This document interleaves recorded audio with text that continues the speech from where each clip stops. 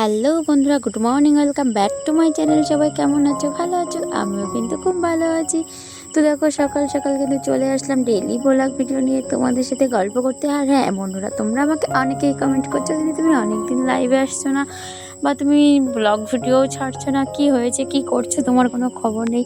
তো আমার সেই সব বন্ধুদের এবং দিদি ভাইদেরকে বলতে থাকো, আমি একটু অসুস্থ হয়ে পড়েছিলাম, যার জন্য লাইভে আসতে পারিনি বা ভিডিও দিতে পারিনি। তো দেখো, আজকে তোমাদের জন্য নতুন একটা ভিডিও নিয়ে চলে এসেছি।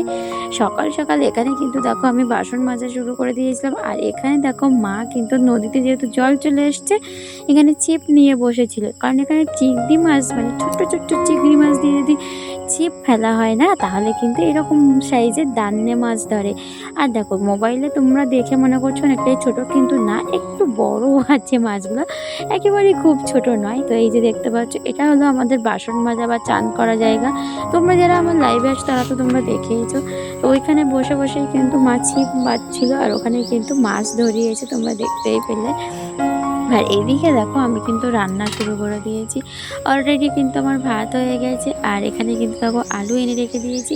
আসলে আজকে রান্না কি করব কি করব এরকমই ভাবছিলাম, ভাবতে ভাবতে না ভাবলাম না আলুর দম করব।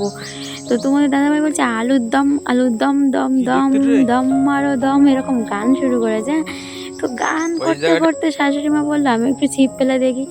শাশুড়ি মা যখন মাছ ধরছে, তো ভাবলাম আমিও একবার ফেলে দেখি। তো আমিও বাবা শুরু করলাম। আর এদিকে দেখো, আমরা এদিকে গান করতে করতে ছিপ নিয়ে বাবা শুরু করছি, আর এদিকে কিন্তু মামা চলে এসছে। কারণ মামা বাবু এসেছিল ভোট দিতে। আর এই হলো, মানে মামা বাবু বলতে কি মামা শ্বশুর মশাই। তো দেখতে পাচ্ছ, উনি এখন ব্যাগপত্র নিয়ে রেডি হয়ে বেরিয়ে পড়েছে।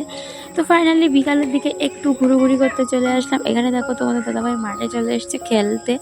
এখানে সব বাচ্চারা খেলা করছে। এপাশে দেখো বাচ্চারা সব এখন ক্রিকেট, ভলিবল, যাই হোক এটা কী খেলা বলে আমি জানি না। কারণ বল খেলা তো অনেকগুলো, ভলিবল, ক্রিকেট বল, আবার মানে কিছু কিছু মানে কী বলে হ্যান্ড বল না কী যেন একটা বলে, যাই হোক অনেক রকমের নাম আছে। আমি সত্যিই বলছি বন্ধুরা, আমি এত বল খেলার নাম কিন্তু জানি না।